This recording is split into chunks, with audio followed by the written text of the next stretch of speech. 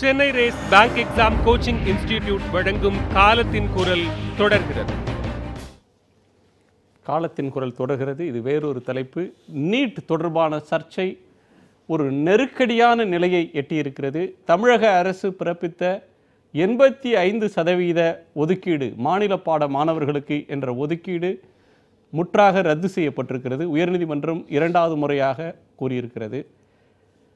தமிழக சட்டமன்றம் நிறைவேற்றிய சட்ட மசோதாவுக்கு மத்திய அரசு இன்னமும் அனுமதி தரவில்லை, ஒப்புதல் தரவில்லை. தமிழக அரசியல் தலைமை, முதலமைச்சர் முதற்கொண்டு சுகாதாரத்துறை அமைச்சர் வரை தொடர்ந்து இதற்காக வலியுறுத்தி வருகிறோம், அழுத்தம் தந்து வருகிறோம் என்ற கருத்தை சொல்லிக் கொண்டிருக்கிறார்கள். ஆனால் அவர்களுடைய வலியுறுத்தல், அழுத்தம் என்பது இதுவரை பலிக்கவில்லை. இதற்கு பொறுப்பேற்று, தார்மீக பொறுப்பேற்று பதவி விலக வேண்டும் இந்த அரசு. நீட் விஷயத்தில் தோற்றால் பதவி விலக வேண்டும் என்று தமிழக பாட்டாளி மக்கள் கட்சியினுடைய நிறுவனர் டாக்டர் ராமதாஸ் அவர்கள் கூறியிருக்கிறார்கள். நீட் என்ற அடிப்படையில் மட்டுமே இப்போது எம்பிபிஎஸ், பிடிஎஸ் மாணவர் சேர்க்கை நடக்கக்கூடிய சூழல் இருக்கிறது. மாணவர் சேர்க்கை தள்ளி போய் கொண்டே இருக்கிறது. பெற்றோர்கள் பரிதவிப்பில் இருக்கிறார்கள். நீட் மசோதாவிற்கு தமிழக அரசால் டெல்லியிடம் வாதாடி அனுமதி வாங்க முடியுமா, விலக்கு தருவார்களா என்கிற கேள்வி இருக்கிறது. இந்த நெருக்கடி முற்றுவதற்கு யார் காரணம்? இந்த நெருக்கடிக்கு யார் பொறுப்பேற்றுக் கொள்ள வேண்டும்? மாநில அரசா, மத்திய அரசா, தமிழ்நாட்டின் மொத்த கட்சிகளா, சரியான வழிகாட்டுதல் தராத கல்வியாளர்களா, யார் இதற்கு பொறுப்பு என்றெல்லாம் விவாதிக்க வேண்டும். நம்மோடு கல்வியாளர் திரு ராமசுப்ரமணியம், பாட்டாளி மக்கள் கட்சியின் வழக்கறிஞர் திரு பால் அவர்கள், திமுகவின் வழக்கறிஞர் திரு தமிழன் பிரசன்னா அவர்கள், அஇஅதிமுகவின் திரு அதிவீர ராமபாண்டியன் அவர்கள் இணைந்திருக்கிறார்கள். நான் உங்கள் அனைவருக்கும் வணக்கம். பால் அவர்கள்ட்ட கேட்கணும், ஒரு பிரச்சனையில் ஒரு அரசுக்கு பின்னடைவு, செட்பேக் வர்றது சகஜம். அவங்க 85% ஒதுக்கீடு போட்டு ஒரு உத்தரவு போட்டு மாநில மாணவர்களை பாதுகாக்கலாம்னு ஒரு அரசு முயற்சிக்குது. அந்த முயற்சியில் லீகலாக தோற்று போகிறாங்க 2 இடத்துல. இன்னமும் அவென்யூஸ் இருக்குது, சுப்ரீம் கோர்ட்டுக்கு போகலாம். இதில் ஒரு பின்னடைவு ஏற்பட்டிருக்கு அரசுக்கு அப்படின்றத மாற்று கருத்து இல்லை.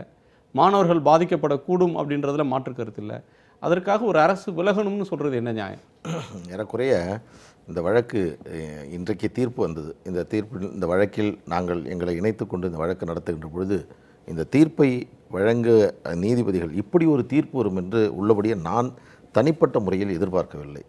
ஏனென்று சொன்னால் அந்த வழக்கை விசாரித்த 2 நீதிபதிகளும் மிக சமூக உணர்வோடு அவர்கள் சொன்ன கருத்துக்கள் வாதத்தின் போது அதை அப்படியே தீர்ப்பாக வராது. அது பல தருணங்களில் பார்த்திருக்காங்க. இவங்க போட்டிருக்க சட்டத்துக்கு இருக்கிற பேசிஸ், பேசிஸ் தான் கணக்கில் எடுத்துக்கொள்ளப்படும். இல்லை. ஆனால் ஒரு விஷயத்தை நீதிபதிகள் மீண்டும் மீண்டும் சொல்லுகின்ற பொழுது, தமிழ்நாட்டில் 2 விதம் இருக்கிறது.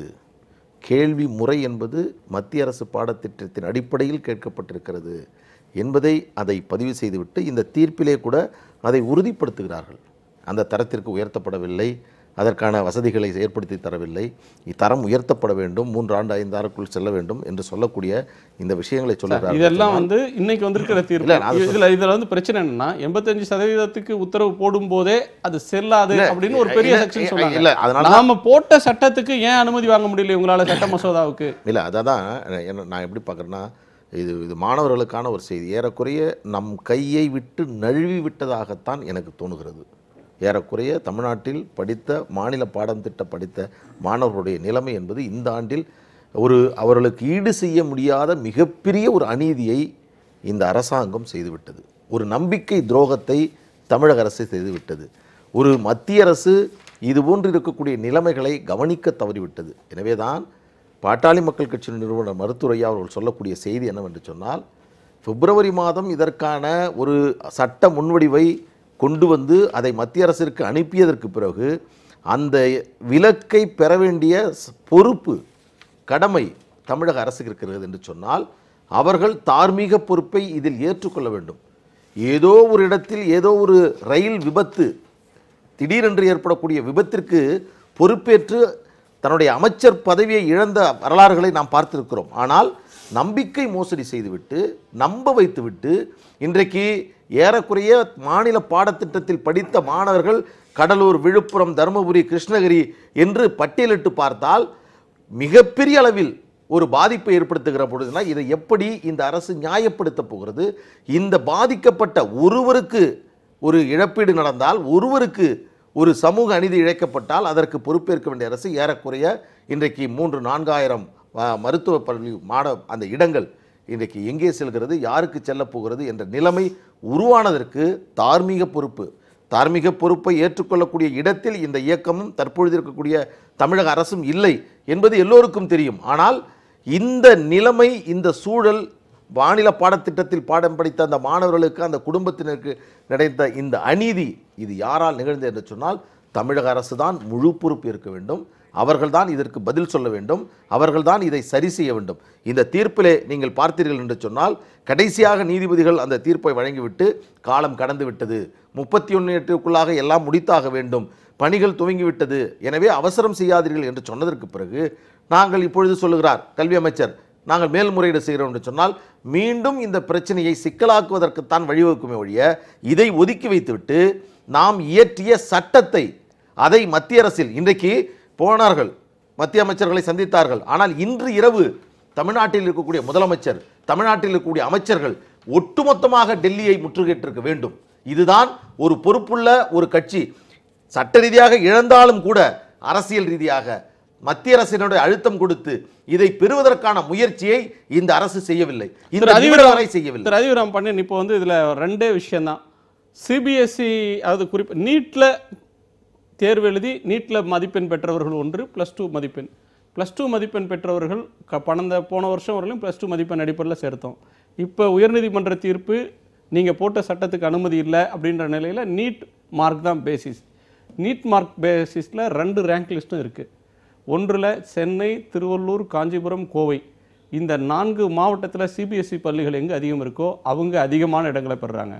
கடந்த ஆண்டு 225 இடங்களை பெற்ற கிருஷ்ணகிரி மாவட்டம் இந்த முறை 50 சொச்சம் இடங்களை தான் பெறப்போகுது. இதே மாதிரியான நெருக்கடி தருமபுரிக்கு இருக்குது, நாமக்கலுக்கு இருக்குது, ராமநாதபுரத்துக்கு இருக்குது, தஞ்சை, திருச்சி, பல மாவட்டங்களுக்கு இந்த பிரச்சனை இருக்குது.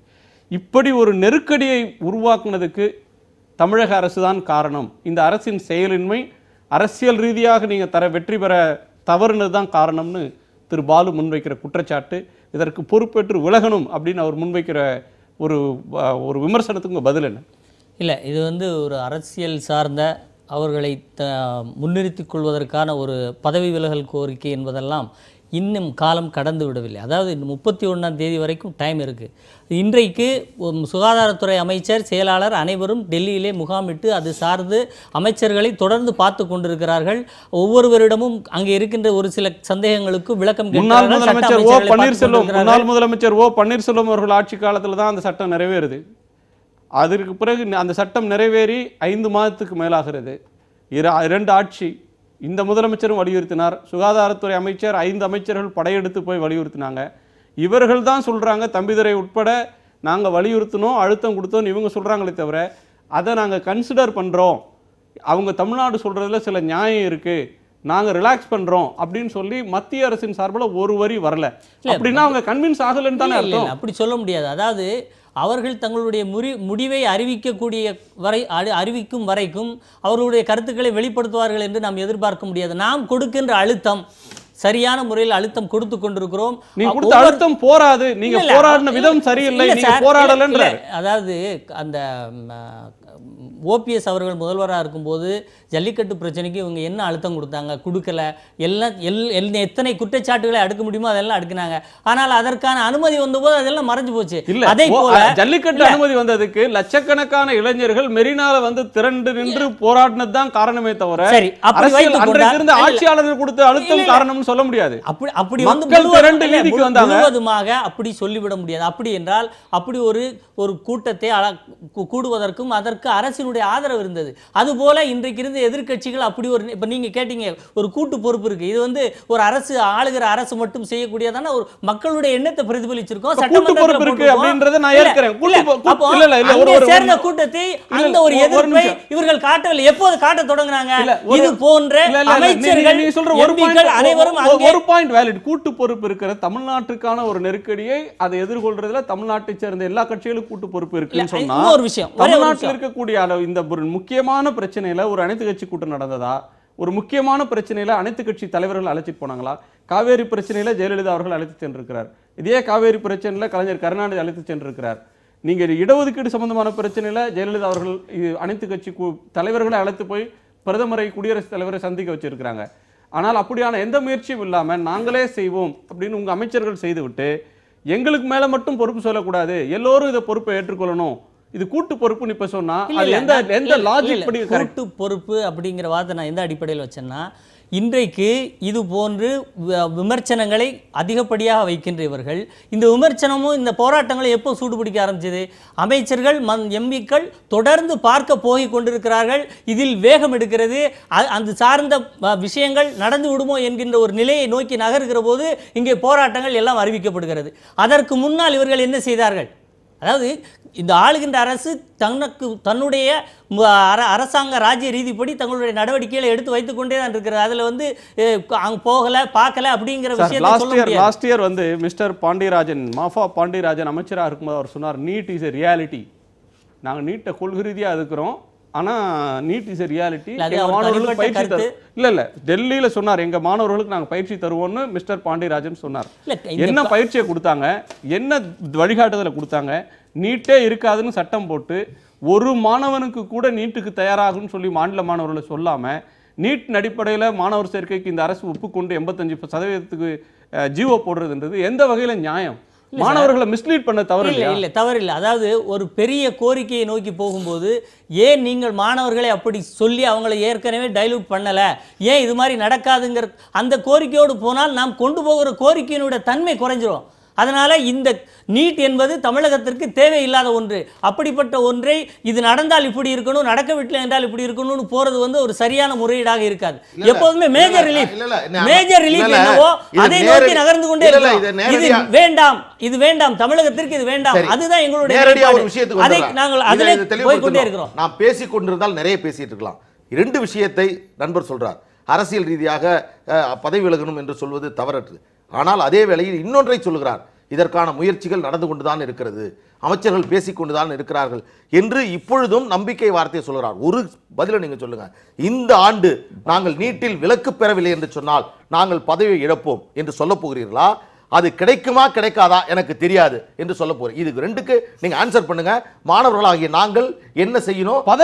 என்ன தீர்வு வந்துரும்? நிச்சயமா அதை தார்மீக பொறுப்பு ஏற்றுக்கொள்ள வேண்டும்.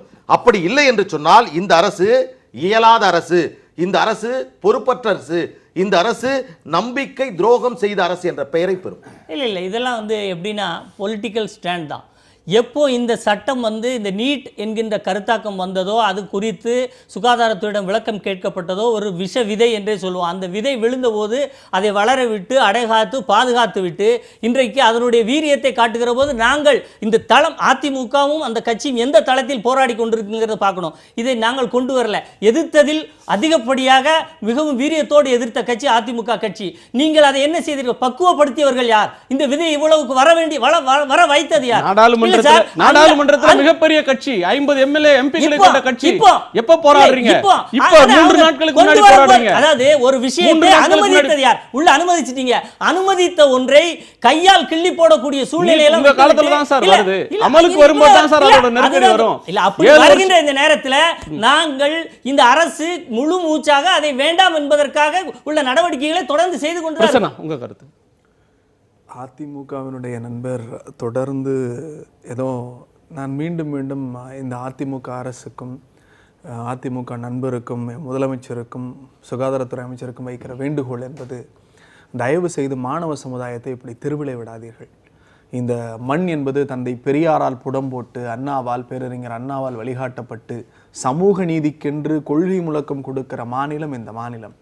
அப்படிப்பட்ட ஒரு மாநிலத்தில் ஒரு 2 சின்ன விஷயங்களை சொல்கிறேன். நம்மளுடைய நண்பர் சொல்கிறார் 85% நாங்கள் சட்டம் இயற்றணும் அப்படின்னு. இவங்களுடைய இந்த சட்டம் இயற்றுகிற அந்த ஜிஓவிலேயே பிரச்சனை என்ன அப்படின்னா, இந்த 85% சட்டம் என்பது என்னன்னா, நீட் தேர்வில் மாநில பாடத்திட்டத்தில் வெற்றி பெற்ற 85% பேர் வந்து இதில் தேர்ச்சி பெறுவார்கள் அப்படின்னு. அப்படி என்று சொன்னால் நீட் தேர்வை அதிமுக அரசு மறைமுகமாக ஏற்கிறது என்பதுதான் பொருள். ஒரு பக்கம் நீட் தேர்வு வேண்டாம் என்று சொல்லி முழுமையாக சட்டம் இயற்றுகிறோம் என்கிற பெயரில் அனைத்து கட்சியையும் கூட்டி ஒரு தீர்மானத்தை நிறைவேற்றி ஒரு சட்ட முன்வடிவை அனுப்பியதற்கு பிறகு இன்னொரு பக்கம் 85% அந்த மாநில பாடத்திட்டத்தில் படித்து நீட் தேர்வில் வெற்றி பெற்றவர்களுக்கு இடஒதுக்கீடு என்று சொல்லுவதே முரண்பட்ட தளம். நாம் வைப்பதெல்லாம் ஒன்றே ஒன்றுதான், இவர்களுடைய அந்த கையாலாகாதத்தனம் என்று சொல்லுவோம் இல்லையா. இந்த ஆட்சியினுடைய நிலை 11/8/2016 தான் இந்த சட்டம் அமலாக்கப்படுகிறது. அன்றைக்கு நீங்கள் யாரும் பிரிவினையில இல்லை. 51 எம்பிக்கள் நாடாளுமன்றத்தில் இருக்கிறீர்கள். நாடாளுமன்றத்தில் மிகப்பெரிய கட்சி என்று மார்தட்டி கொண்டீர்கள். நாடாளுமன்ற வாசல் அல்லது பிரதமருடைய வீட்டு வாசலில் நின்று உண்ணாவிரதம் இருக்கவோ போராட்டம் நடத்துவதற்கோ என்ன குறை உங்களுக்கு? நாம் கேட்பதெல்லாம் ஒன்றே ஒன்றுதான், நாங்கள் போராடுகிறோம், எதிர்க்கிறோம். எத்தனை நாளாக? இந்த 3 நாட்களாகத்தான். நான் 3 முறை இந்த தீர்மானம் நிறைவேற்றப்பட்டது 8/2/2017 அன்றைக்கு போனதோடு சரி.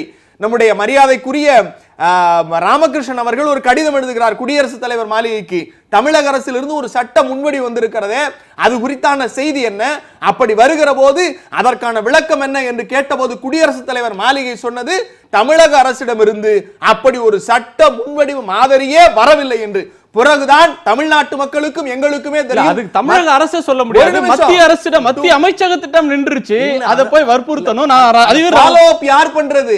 அதை தொடர்ந்து வலியுறுத்தி அந்த ஃபைல் அங்கிருந்து குடியரசுத் தலைவர் மாளிகை நகர்த்துறது யாரு? பிரசன்னா நகர்த்த முடியுமா? அதை நகர்த்த வேண்டிய பொறுப்பு இந்த அரசுக்கு இருக்கா இல்லையா? நிச்சயமாக. அதாவது பாஜக அரசு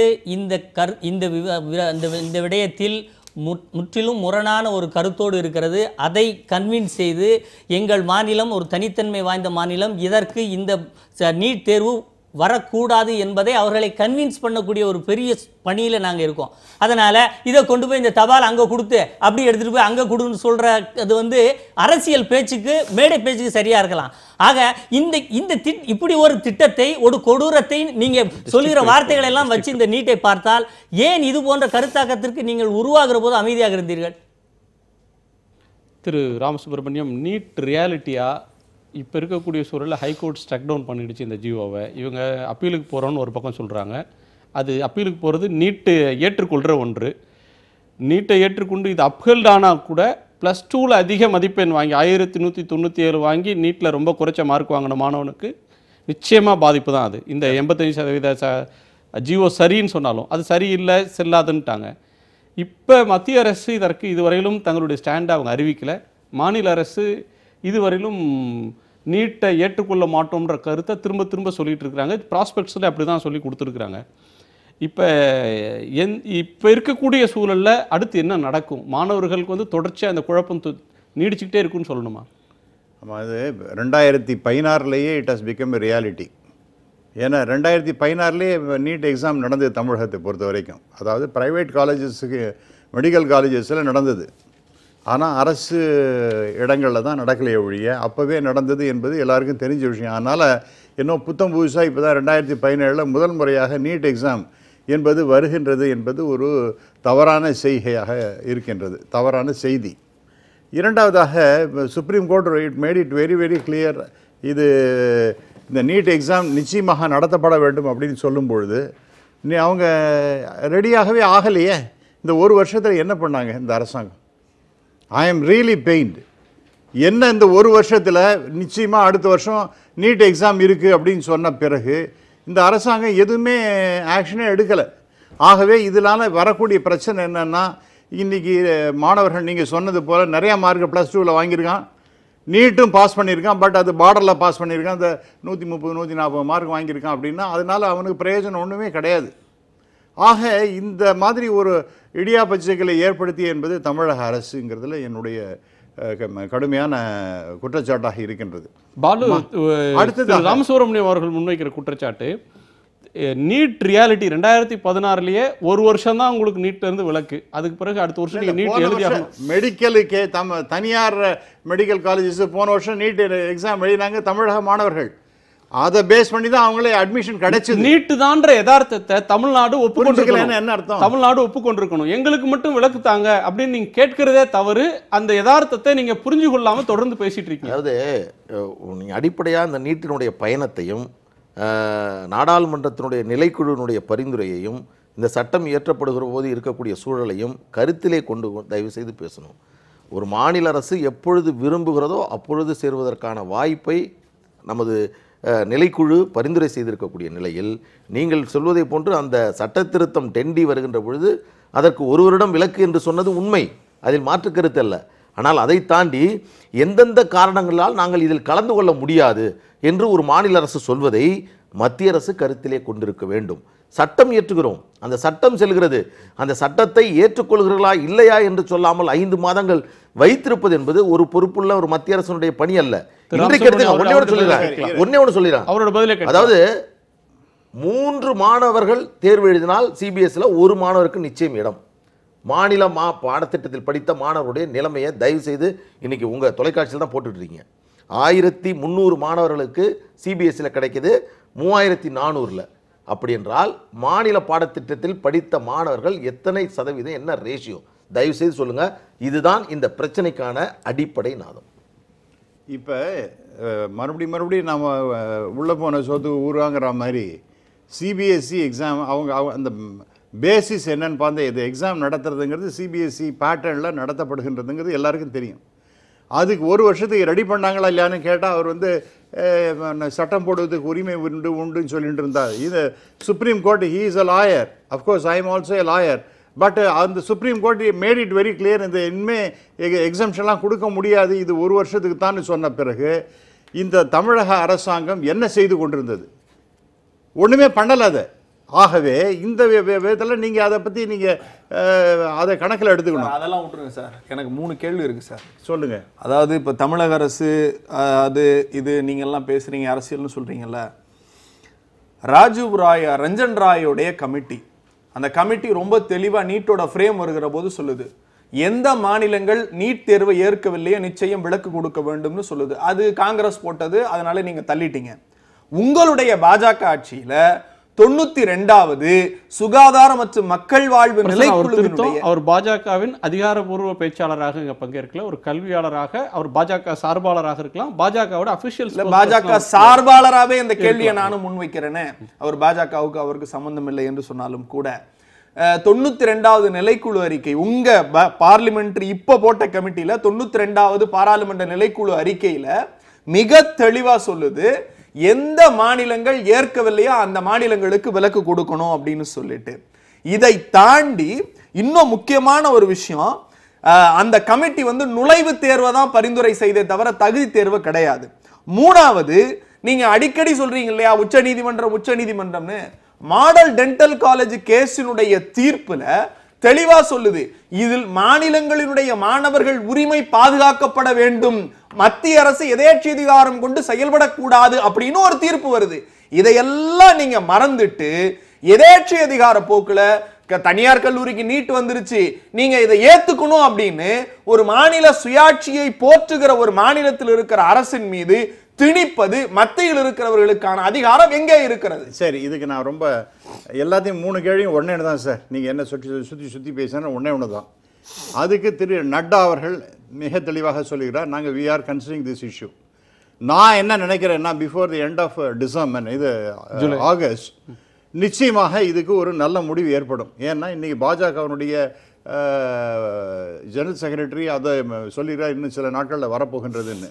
அதேமாதிரி நட்டா அவர்கள் டெஃபினட்டாக உதவி செய்வதற்கு நாங்கள் காத்துட்டுருக்கோம். எப்படி செய்ய முடியும், அது மொடாலிட்டிஸ், அதை பற்றி தான் நாங்கள் பார்த்துட்டுருக்கோம் அப்படிங்கிற மாதிரி சொல்லியிருக்கிறோம். ஆகவே இந்த பிரச்சனைக்கு நிச்சயமாக ஒரு தீர்வு இந்த வருஷம் காணப்படும் என்று நான் கருதுகிறேன். 2 விஷயம் இல்லை, நீட்ல இருந்து விலக்கு கொடுத்துருவாங்களா? அதுதான் சார், அது 2 வருஷம் வருவதற்கான வாய்ப்பு இருக்கின்றதுன்னு இன்ஃபர்மேஷன்ஸ் எல்லாம் வந்துட்டு இருக்கு. அதாவது இப்ப எழுதிய மாணவர்கள், அதுவும் அன்கன்ஃபர்ம்டு தான். இது வரலும் எந்த official spokespersons of the central government இது வரலும் they have not uttered a word. இல்ல சார், இதெல்லாம் these are all definitely not a speculation, but definitely இந்த மாதிரி again நாம் மிஸ்லீட் பண்றோமா? I am not misleading, I am making it very clear, I am not misleading. என்னுடைய அனுமானம் என்பது இந்த எக்ஸாம் இப்ப எழுதினவங்க எந்த கேள்விக்கும் இருங்க சார், கொஞ்சம் ப்ளீஸ் அலோ மீ. நீங்க ரொம்ப பின் பாயிண்டா நான் சொல்றது 92வது நிலைக்குழு சுப்ரீம் கோர்ட் கேஸோட பதில் I am fully aware of Rai கேஸோடைய அவருடைய கமிட்டியோட அறிக்கை என்ன, இந்த 3ம் வந்து ஏற்காத மாநிலங்களுக்கு விலக்கு கொடுக்கணும்னு உங்க பார்லிமெண்டரி பிஜேபி கமிட்டி சொல்லுது. அதை ஏன் எங்களுக்கு கொடுக்க மாட்டேங்கிறீங்க? ஏன் மத்திய அரசு இத்தனை நாளா தூங்க வச்சுக்கிட்டு இருக்கு? குடியரசுத் தலைவர் மாளிகைக்கு அனுப்புறதுல உங்களுக்கு என்ன பிரச்சனை? நீங்க இப்ப அவர் பக்கத்தாப்புல இருக்க கேளுங்க, நீங்க ball on your court. Sir ஜல்லி Ball on your court.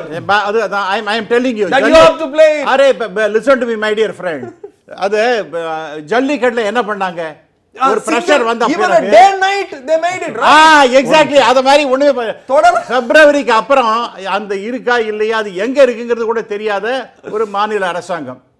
இது வந்து இந்த மாதிரி எவ்வளவு பில்ஸ் பெண்டிங்கா இருக்கிறது, அசன்ட் கொடுக்காத இருக்கிறது, இந்த ஒரு விஷயம் மட்டுமல்ல. நீ throw out India please listen to why நான் முடிச்சறேன் சார். மாநில அரசிடம் ஒரு சட்டமன்றத்தில் ஒரு பில் வந்து மத்திய அரசுல எங்க இருக்குன்னு சொல்லக்கூடிய ஒரு அரசு அதை பற்றி ஒரு அக்கறை இல்லாதவங்க ஒரு பதிலை சொல்றது எங்க இருக்குன்னு கேக்குற ஒரு மத்திய அரசு அது என்ன சார் ஒரு காம்பிடென்ட் அரசா? ஒரு நிமிஷம் நான் பேசுறத நான் முடிச்சிடுறேன். அதற்கு பிறகு நீ என்ன நீங்க சொல்றது சார் ஒரு சட்டமன்றத்தில் இருந்து அனைத்து உறுப்பினர்களாலும் ஒத்துக்கொள்ளப்பட்டு ஏகமனதாக ஒரு தீர்மானம் போது அது வந்து எங்க இருக்குன்னு தெரியலன்னு சொன்னா அது என்ன இக்னரன்ஸ் எடுத்துக்கிறதா இல்ல செயலின்மைன்னு எடுத்துக்கிறதா? சார் நீங்க நான் சொல்றது அதுதான் சார் நான் வந்துட்டு இருக்கேன். இந்த மாதிரி பாஸ் பண்ணின லெஜிஸ்லேஷன் பாஸ் பண்ணிட்டு பிரசிடென்ட்டோட அசென்ட்டுக்காக வெயிட் பண்றத எவ்வளோ பில்ஸ் இருக்கு தமிழ்நாட்டு மட்டுமல்ல இது மாதிரி இந்தியா முழுக்க எவ்வளோ இருக்கு. ஆனால் அதை வந்து follow by it is for you to follow it up. Sir central government will not do it. Central government சேர்க்கைங்கிறது central government will not do it. Pending இருந்தா பிரையாரிட்டி பேசிஸ்ல எதுக்கு முதல்ல சீக்கிரமா அத பண்ணனும். நீங்க 1000 ஃபைல் ஆர்குமென்ட் ஃபார் ஆர்குமென்ட் சேக்னு பேசாதீங்க தயவு செய்து. அதாவது ஆர்குமென்ட் ஃபார் ஆர்குமென்ட் சேக்னு பேசாதீங்க சார். எவ்வளவு பில்ல பெண்டிங் போடுங்க. பட் இது கண்டென்ட்ஸ் லிமிட்டேஷன் அட்மிஷன் இருக்கு. பசங்களோட லைஃப் இருக்குதுல. நீங்க இவ்வளவு பெண்டிங் பெண்டன்சி இருக்குன்னா ஒரு நிமிஷம் நீங்க இவ்வளவு நம்ம இந்த அளவுக்கு குதிக்கிறது ஒரு 2 மாசத்துக்கு முன்னாடி உங்க பக்கத்துல ஏதாவது சத்தம் வந்தா சார்? நாங்க குதிக்கிறோம் ரைட் ட்ரையலா ஒரு சட்டமன்றத்துல தீர்மானத்தை போட்டு கூட்டா 2 மாசத்துக்கு முன்னாடி என்ன சார் நீங்க பண்ணினீங்க? you are all keeping quiet. ஏன்னா இந்த அரசு தமிழ்நாட்டில் இருக்கிற அனைவரும் அதை எதிர்த்து குரல் கொடுத்து கொண்டே இருக்கிறோம். இந்த தீர்மானம் மட்டும் என்பது சொல்றது நீங்க எனக்கு 2 மாசத்துக்கு முன்னாடி ஒரு மாசத்துக்கு முன்னாடி தகவல் வரலன்னு சொல்றதுங்கிறது வந்து இந்த கடமையில் இருந்து விலகுவதற்கான ஒரு பொய் காரணமே ஒழிய இந்த நீட் பற்றிய எதிர்ப்பு தமிழக மக்கள் முழுவதும் புரையோடி இருக்கிறதுங்கறத நீங்க தெரியலன்னு சொல்றது அப்சல்யூட்லி நீங்க அந்த கடமையில இருந்து விலகுறதுக்கு தேடிக் கொள்கிற காரணம். அதாவது ஒரு சின்ன கேள்வி சார். இப்ப இது விட்டுருங்க, நீங்க 2 பேரும் பாஜகவும் அதிமுகவும் அப்படின்னு மக்களுக்கு தெரியும் இந்த நீட் விஷயத்துல எப்படி விளையாண்டுட்டு இருக்கீங்க. நான் என்ன கேள்வி கேக்குறேன் எல்லாமே தெரியும். ஒரு நிமிஷம் சார், நான் என்ன கேள்வி கேக்குறேன். முந்தானேத்துக்கு ஓ பன்னீர்செல்வத்தை கூப்பிட்டு உட்கார வச்சு பேசுறீங்க. அனைத்து கட்சி கூட்டம் நீட்டுக்காக கூட்டப்பட்டு எதிர்க்கட்சி தலைவராக இருக்கக்கூடிய மரியாதைக்குரிய செயல் தலைவர் தளபதி ஒரு அப்பாயின்மெண்ட் சீக்கிங் எதுக்கு மிக முக்கியமான இந்த பிரச்சனைக்கு இது நாள் வரைக்கும் எந்த அப்பாயின்மெண்ட்டுமே கொடுக்கல நீங்க சார்புடைய பிரதமராக இருக்கக்கூடிய நரேந்திர மோடி அவர். அதெல்லாம் நான் I cannot answer for all that.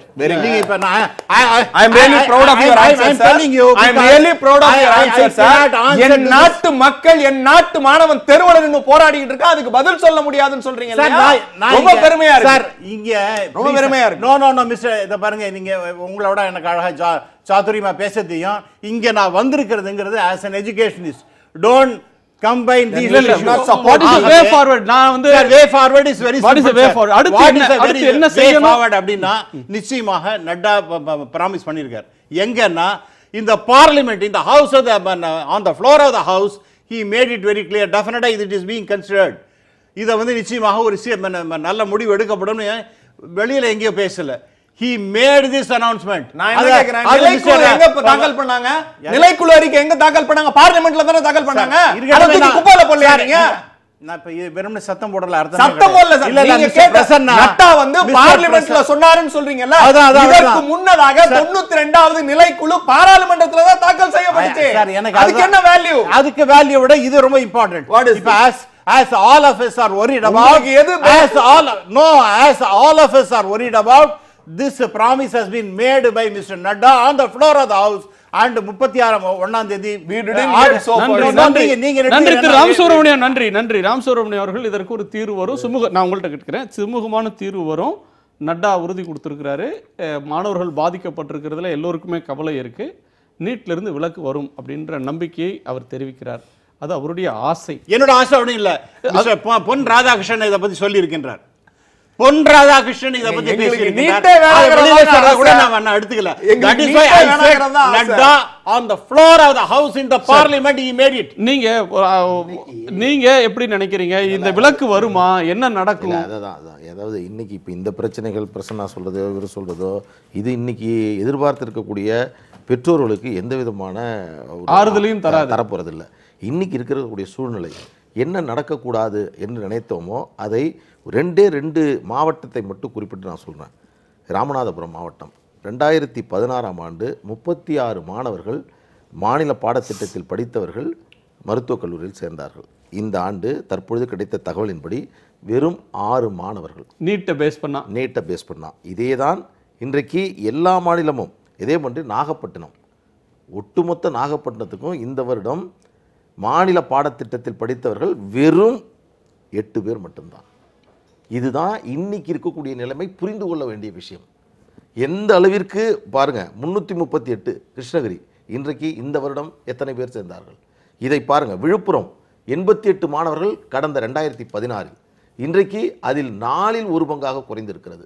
இப்போ பிரச்சனை எது என்றால் இதுதான் பிரச்சனை. நீங்க முன்பு உச்சநீதிமன்றம் சொல்லிவிட்டது என்று சொன்னார்கள். நான் முன்பே சொன்னேன், நீட் தொடர்பாக இருக்கக்கூடிய பிரச்சனையை தமிழக அரசு தெளிவுபடுத்தவில்லை. இன்றைக்கும் இந்த 85% என்பது ஏறக்குறைய ஒரு பலமில்லாத வலுவில்லாத ஒரு இடைக்கால ஒரு பிரச்சனை. இதை அடிப்படையாக கொண்டு இன்றைக்கு என்ன சொல்றாருன்னா கல்வி அமைச்சர் நாங்கள் உடனடியாக மேல்முறையீடு செல்கிறோம் என்று சொன்னால் மீண்டும் இந்த மாணவர்களை இந்த பெற்றோர்களை ஏதோ கிடைக்காத ஒரு விஷயத்தை கிடைக்கப் போகிறது என்று சொல்லக்கூடிய ஆசை வார்த்தையாகத்தான் இருக்கும். இன்றைக்கு இருக்கக்கூடிய பிரச்சனை இதில் இந்த ஆண்டிற்கு குறைந்தபட்சம் நாம் விலக்கு பெற வேண்டும் என்று சொன்னால், உள்ளபடியே சொல்றேன், நான் ஒரு வழக்கறிஞர், எந்த தருணத்திலும் நீதி பெற்றுவிட முடியும் என்ற நம்பிக்கையோடு இருக்கக்கூடியவனாக இருந்தாலும் கூட நான் சொல்கிறேன், நீதிமன்றத்தை இந்த பிரச்சனையில் நாம் நம்புவது என்பது இரண்டாவதாக வைத்துவிட்டு மத்திய அரசிற்கு கொடுக்க வேண்டிய அழுத்தம் இது இங்கே இருக்கக்கூடிய அரசு செயலாளர், கல்வி செயலாளர் மற்றும் கல்வி அமைச்சர் என்ற நிலையில் இல்லாமல் ஒட்டுமொத்த அமைச்சர்களும் டெல்லியிலே முகாமிட வேண்டும். அதற்கான அழைப்பானை பெற வேண்டும். செல்லுகின்ற போதே இந்த அமைச்சர்கள் ஒன்றை சொல்லிவிட்டு சொல்ல வேண்டும். நான் அரசியலுக்காக சொல்லவில்லை, உங்களுக்கு பெற்றுத்தர வேண்டிய கடமை எங்களுடையது. இல்லை என்று சொன்னால் அதற்காக எந்த தியாகத்தையும் நாங்கள் செய்வோம் என்று சொல்லிவிட்டு நீங்கள் சென்றால் இதுவே மத்திய அரசிற்கான ஒரு செய்தியாக அமையும். உங்களுடைய நிறைவு கருத்து? மிக முக்கியமாக பாஜகவும் அதிமுகவும் மாணவர்களுடைய எதிர்காலத்தின் மீது ஆடுகிற இந்த விளையாட்டை தயவு செய்து நிறுத்தி நாடாளுமன்றத்தை முற்றுகையிடுங்கள். நாங்கள் எல்லோரும் உங்கள் பின்னால் வருகிறோம். எந்த பிரச்சனைக்கு வருகிறோமோ இல்லையோ சமூக நீதியை காக்க திராவிட முன்னேற்ற கழகம் உள்ளிட்ட எல்லா எதிர்க்கட்சிகளும் அதிமுகவிற்கு பின்னால் வருகிறோம். நாடாளுமன்ற வாசலை முற்றுகையிடுவோம். மாணவருடைய எதிர்காலம் சமூக நீதி பேதி பாதுகாத்த மண்ணில் பல விஷமிகள் இந்த மண்ணில் விளையாட இருக்கிறார்கள். இது எதிர்காலத்தையே பாழாக்கும். நீங்கள் கொடுத்திருக்கிற அற்புதமான பட்டியலை எல்லா மாணவர்களும் மாணவ சமுதாயம் பார்த்து நடுரோட்டில் நின்று போராட வேண்டும் என்பதுதான் என்னுடைய வேண்டுகோள். உங்களுடைய நிறைவு? இல்லை, அதாவது 2 வழியில் சொன்னார். அப்பீல் போடுவது என்பது ஏற்கனவே தொடரப்பட்ட வழக்கு, அதனுடைய நீட்சி அப்பீல் ஒரு வழியில் சென்று கொண்டிருந்தாலும் முழு விலக்கு கோரி இன்றைக்கு அமைச்சர், சுகாதாரத்துறை அமைச்சர் அனைவரும் டெல்லியிலே முகாமிட்டிருக்கிறார்கள். நாளை கூட நல்ல தகவல் வரலாம் என்கின்ற துணியிலே அவங்க பேச்சிருக்கு. அதனால் அவர்களுடைய அழுத்தம் வேலை செய்ய ஆரம்பித்திருக்கிறது. ஒரு தீர்வு வரும், மாணவர்களுக்கு ஒரு தீர்வை பெற்று தருவார்கள் என்கின்ற நிலைமையில் தான் இன்றைக்கி அதிகப்படியான அழுத்தத்தோடு அங்கே முகாமிட்டிருக்கிறார்கள். அங்கே இருந்து ஒவ்வொரு துறை, எந்த துறையில் என்ன விளக்கங்கள் தேவை உடனே அதை பெற்றுக் கொடுக்கும் விதத்தில் அங்கே இருந்து செயலாற்றுவது என்பது தமிழக மாணவர்களுடைய நலனை தொடர்ந்து எப்படி நீட்டுக்கு புரட்சி தலைவி அம்மா அவர்கள் எதிர்த்தார்கள் அதே தொனியில் இந்த அரசும் தொடர்ந்து எதிர்த்து கொண்டிருக்கிறது. நிச்சயம் அதை பெற்று தருவோம் சார், பெற்று தருவோம். சார், நீங்க சொல்ற மாதிரி நெகட்டிவ் ஆஸ்பெக்டுக்குள்ளே நாங்க போக விரும்பல. நிச்சயமாக பெற்று தருவோம். நீங்க விதையை விதைத்து விடும் போது நீங்க நல்ல உழுது எல்லாம் உரம் எல்லாம் போட்டு விட்டு தானே வந்தீங்க. சரி, நன்றி. அவர் நம்பிக்கையை தெரிவிக்கிறாரு, நீங்க அவநம்பிக்கையை தெரிவிக்கிறீங்க. இதனுடைய பாதிப்பு இன்னும் முழுமையாக உணரப்படலை. வெளிமாநிலங்களில் படித்த தமிழ்நாட்டை பூர்வீகமாக கொண்ட மாணவர்களும் கணிசமான இடங்களை இதில் பெறுவார்கள். சிபிஎஸ்இ மாணவர்கள் சென்னை, திருவள்ளூர், காஞ்சிபுரம், கோவை போன்ற பெருநகரங்களில் சிபிஎஸ்இ பள்ளிகள் அதிகமாக இருக்கக்கூடிய இடங்களில் மாணவர்கள் பலன் பெறுவார்கள். அவர்களும் தமிழ்நாட்டு மாணவர்கள். கிராமப்புற ஒடுக்கப்பட்ட பின்தங்கிய பகுதிகளில் பெரும் பாதிப்பு இதனால் வரும். 2 லிஸ்ட்டும் இருக்குது எங்கள்கிட்ட. +2 அடிப்படையிலான மாணவர் ரேங்க் லிஸ்ட்டும் இருக்குது, இந்த நீட் ரேங்க் லிஸ்ட்டும் இருக்குது. இரண்டையும் நாங்கள் சமர்ப்பிக்கிறோம்னு கோர்ட்டில் கொடுத்த ஆவணத்தை தான் நம்ம சொன்னோம். அந்த ஆவணம் வெளியே வரும்போது அதன் தாக்கம் இருக்கும்.